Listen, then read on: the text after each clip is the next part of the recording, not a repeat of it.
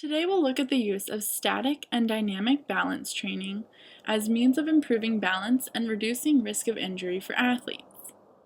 Balance is often assessed by using the STAR excursion balance test and the single leg stance time. Treatment begins with the focus on static balance, progressing through a high-level static balance program, and then finally progressing to a dynamic balance program. When safe, the patient then progresses to jumping and running with changes in direction and participating on uneven surfaces. These interventions are commonly used in sports medicine outpatient clinics. The patient in my scenario is a 16-year-old male soccer player. Proprioception and strength are both key for soccer players who move in multiple directions quickly and play on uneven surfaces. Single leg stance time assesses how long the patient or athlete can balance on one leg without touching a stable surface to regain their balance, or without an uncontrolled ankle, hip, or trunk strategy to maintain balance. Jason Rad of Rehab Measures published an article summarizing articles that assessed normal balance times for patients. Most of these patients are adults. Killen Condon and Katie Crummy of Trinity College in Dublin wrote a study for the static balance norms in children.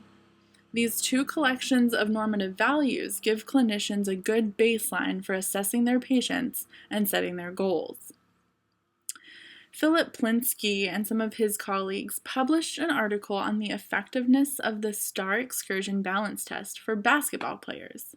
It assesses dynamic balance by engaging balance, proprioception, and coordination. The patient stands in place on one foot in the center of a star, and then they reach their other lower extremity to the ends of each line of the star, or at least as far as they can go. The therapist then measures how far from the center they can tap on each line of the star.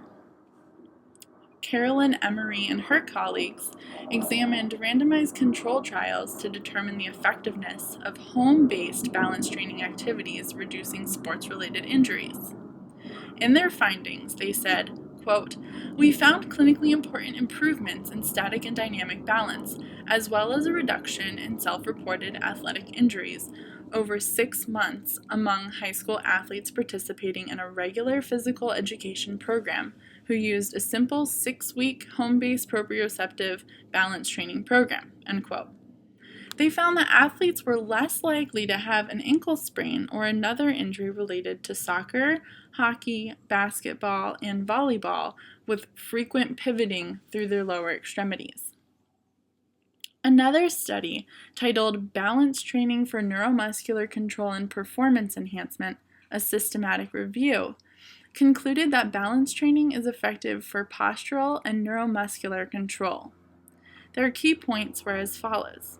Quote, "Clinically, balance training is an effective intervention to improve static postural sway and dynamic balance in both athletes and non-athletes. For optimal improvement in sprint, jumping, and strength performance, strength and plyometric training appears to be more effective. Because of methodologic limitations and variability in the training regimen studied to date, high-quality research is needed," end quote. The approach is to begin with static balance. This could begin with single leg stance on the floor with progression to eyes closed.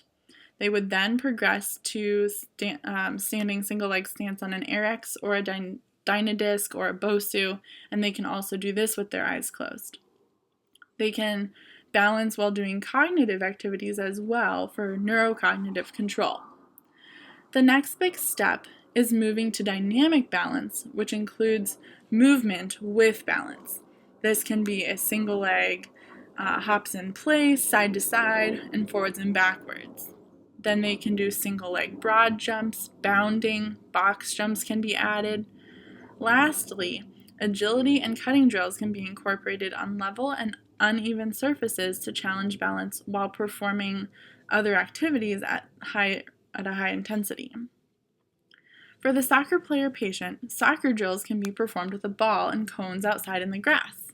This challenges their proprioceptive on the uneven surface of the grass while also performing their normal activities for soccer. They also think it's fun because they get to get their feet back on the ball again. Someone just needs to understand progression, proprioception, and recognize loss of balance, and also understand the treatment approach in order to initiate these forms of treatment. There is no level of formal education needed, but it is best to be a physical therapist or a physical therapist assistant. But I also believe that athletic trainers and personal trainers who have a good understanding of proprioception and good form could perform these activities as well. The following videos you're about to see will demonstrate an appropriate progression that should take time, assessment and reassessment, and dedication on both the therapist and the patient's part. The therapist ought to ensure that the patient has no excessive ankle, hip, or trunk strategy, and no dynamic knee valgus or hip drop. Enjoy.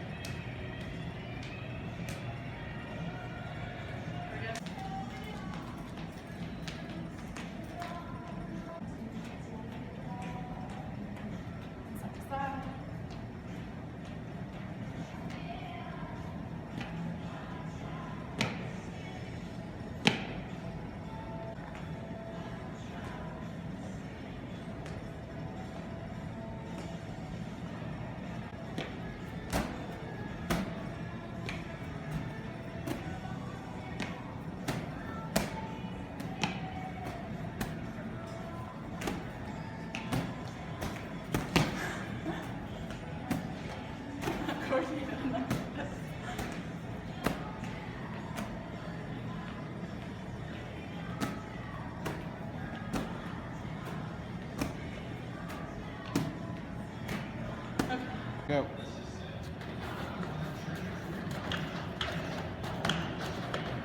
Alright, so the first one is box jump, single leg forward, backwards. And then the second one is to the side.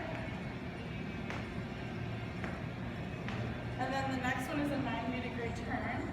So you're going to face the box and jump to the side. And then the next one is a jump with a wall slam. So they throw the ball against the wall. And then the next one could be a turn with a slam to the side.